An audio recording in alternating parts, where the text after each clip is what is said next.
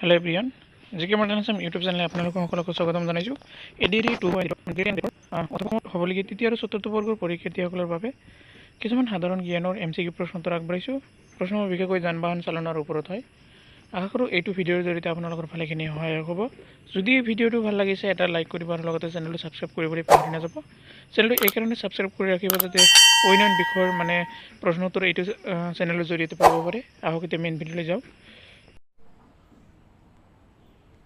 ৰঙা ট্ৰেফিক লাইটটো জ্বলা নুমা কৰি থকাৰ অৰ্থ ডেছ মানে ট্ৰেফিক জেমত থকা ট্ৰেফিকত থকা ৰঙা লাইটটো জ্বলা নুমা কৰে। ইয়াৰ অৰ্থ কি? ইয়াত চাৰিটা অপশ্যন আছে, গতিকে সঠিক উত্তৰ যিটো হয় সেইটোৱে কৈ দিয়া হ'ব। অপশ্যনসমূহ কৈ দিবলৈ গ'লে ভিডিঅ' এনে দীঘলীয়া হৈ যাব, আপোনালোকৰ অসুবিধা অনুভৱ হ'ব। গতিকে সঠিক উত্তৰটো হ'ব অপশ্যন নম্বৰ চি, গাড়ীখন ৰখাওক আৰু নিৰাপদ যেন দেখিলে আগবাঢ়ক। 2 নম্বৰ প্ৰশ্ন কৈছে, মটৰ কাৰৰ বাবে অনুমোদিত সৰ্বোচ্চ গতিবেগ সীমা ৰেছ মটৰ কাৰ সৰ্বোচ্চ কিমান গতিবেগেৰে চলাব পাৰিব? অপশ্যন এ আছে কোনো সীমা নাই, অপশ্যন বি প্ৰতি ঘণ্টাত 60 কিলোমিটাৰ, অপশ্যন চি আছে প্ৰতি ঘণ্টাত 70 কিলোমিটাৰ, অপশ্যন ডি প্ৰতি ঘণ্টাত 50 কিলোমিটাৰ। এইকেইটাৰ ভিতৰত সঠিক উত্তৰটো হ'ব অপশ্যন নম্বৰ চি, প্ৰতি ঘণ্টাত 70 কিলোমিটাৰ। 3 নম্বৰ প্ৰশ্ন, মটৰ চাইকেলৰ সৰ্বোচ্চ অনুমোদিত গতিবেগ ডেছ মটৰ চাইকেল এখন সৰ্বোচ্চ কিমান গতিবেগেৰে চলাব পাৰিব? অপশ্যন এ আছে প্ৰতি ঘণ্টাত 60 কিলোমিটাৰ, অপশ্যন বি প্ৰতি ঘণ্টাত 50 কিলোমিটাৰ, অপশ্যন চি প্ৰতি ঘণ্টাত 70 কিলোমিটাৰ আৰু অপশ্যন ডি আছে কোনো সীমা নাই। এইটো উত্তৰটো হ'ব অপশ্যন নম্বৰ ডি, কোনো সীমা নাই। 4 নম্বৰ প্ৰশ্ন, চহৰ আৰু পৌৰ নগৰীত মটৰ চাইকেলৰ অনুমোদিত সৰ্বোচ্চ গতিবেগ ডেছ চহৰ টাউন অঞ্চলত, নগৰ অঞ্চলত মটৰ চাইকেলৰ অনুমোদিত সৰ্বোচ্চ গতিবেগ কিমান হ'ব পাৰে? প্ৰতি ঘণ্টাত 40 কিলোমিটাৰ অপশ্যন এ দিয়া আছে, অপশ্যন বি আছে প্ৰতি ঘণ্টাত 60 কিলোমিটাৰ, অপশ্যন চি প্ৰতি ঘণ্টাত 20 কিলোমিটাৰ, অপশ্যন ডি আছে কোনো সীমা নাই। এইকেইটাৰ ভিতৰত সঠিক উত্তৰটো হ'ব অপশ্যন নম্বৰ এ, প্ৰতি ঘণ্টাত 40 কিলোমিটাৰ।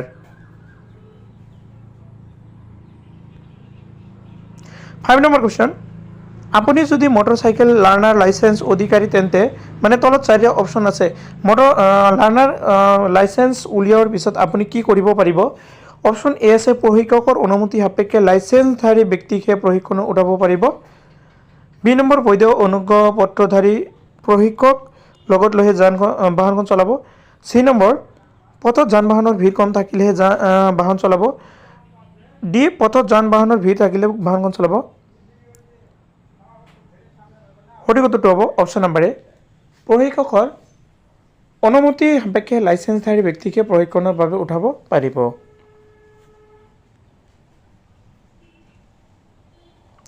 6 নম্বৰ প্ৰশ্ন, সুৰাসক্ত হৈ গাড়ী চালনা কৰাটো প্ৰমাণিত হ'লে চালকৰ হ'ব পাৰে ডেছ মদ পান কৰি বা যিকোনো ধৰণৰ নিচাজাতীয় দ্ৰব্য পান কৰাৰ পিছত ধৰা পৰিলে আৰু এইটো যদি প্ৰমাণিত হয় কিমান জেল হ'ব পাৰে বা কি হ'ব পাৰে সেইটোৱে কৈছে।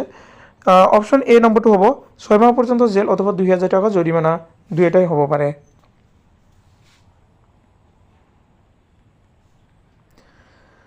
7 নম্বৰ প্ৰশ্ন, পথ সংযোগৰ স্থলীত হালধীয়া লাইটটো জ্বলিলে চালকে ৰেছ কি কৰিব লাগিব? আপুনি এটা কথা খেয়াল ৰাখিব, হাই ৰোড যিবোৰ মেইন ৰোড থাকে সেই ৰেডবোৰ ৰোডৰ কাষত কি থাকে, ৰঙা লাইটৰ নিচিনা কিছুমান হালধীয়া লাইট থাকে। ৰঙা লাইট নহয়, হালধীয়া লাইটহে থাকে। সেইবোৰ যদি জ্বলি উঠে চালকে কি কৰিব লাগে বুলি কৈছে? এ নম্বৰ আছে শিঙা বজাই নিজ পথেৰে অগ্ৰসৰ হ'ব। বি, গাড়ীৰ গতি কম কৰি বাহনখন ৰখাব। চি নম্বৰ, চাৰিদিশে চাই নিৰাপদ যেন অনুভৱ কৰিলেহে অগ্ৰসৰ হ'ব। ডি, শিঙা বজাই তীব্ৰ গতিৰে অগ্ৰসৰ হ'ব।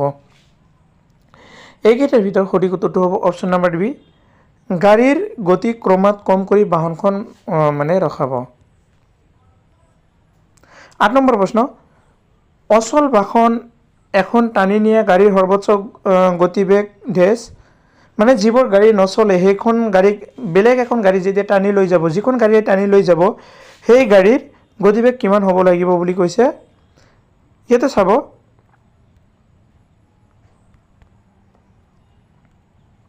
অপশন এ আছে প্রতি ঘন্টা 30 কিলোমিটার, অপশন বি প্রতি ঘন্টা 20 কিলোমিটার, অপশন সি প্রতি ঘন্টা 24 কিলোমিটার, অপশন ডি প্রতি ঘন্টা 10 কিলোমিটার।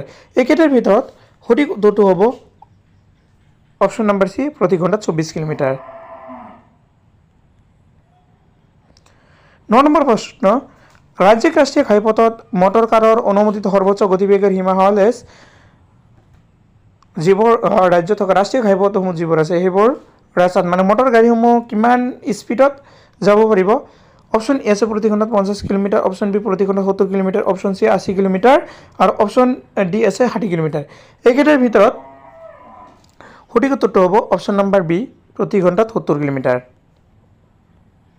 10 নম্বৰ প্ৰশ্ন কৈছে প্ৰতি ঘণ্টাত 60 কিলোমিটাৰ অধিক গতিত চলাব পৰা অনুমতিপ্ৰাপ্ত একমাত্ৰ গাড়ীখন হ'ল 60 কিলোমিটাৰ দ্ৰুতিৰে কোনটো গাড়ীয়ে চলাব পাৰিব আৰু মানে চৰকাৰৰ পৰা অনুমতি দিয়া আছে, এইটো হ'ল অপশন নাম্বাৰ এ মটৰ কাৰ। 11 নম্বৰ প্ৰশ্ন, অটো ৰিক্সাৰ অনুমোদিত সৰ্বোচ্চ গতিবেগ মানে অটো ৰিক্সাই কিমান কিলোমিটাৰত মানে চলাব পাৰিব বুলি কৈছে। এ আছে কোনো সীমা নাই, বি প্ৰতি ঘণ্টাত 30 কিলোমিটাৰ, সি প্ৰতি ঘণ্টাত 50 কিলোমিটাৰ, ডি 40 কিলোমিটাৰ। এইকেইটাৰ ভিতৰত সঠিক উত্তৰটো হ'ব অপশন নাম্বাৰ ডি প্ৰতি ঘন্টা 40 কিলোমিটাৰ।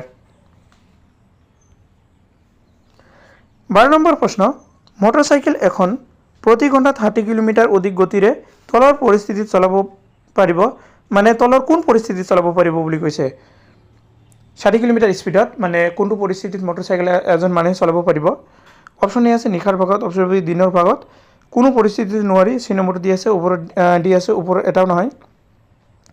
এইকেইটাৰ ভিতৰত অপশন নাম্বাৰ সি কোনো পৰিস্থিতিতে চলাব নোৱাৰিব।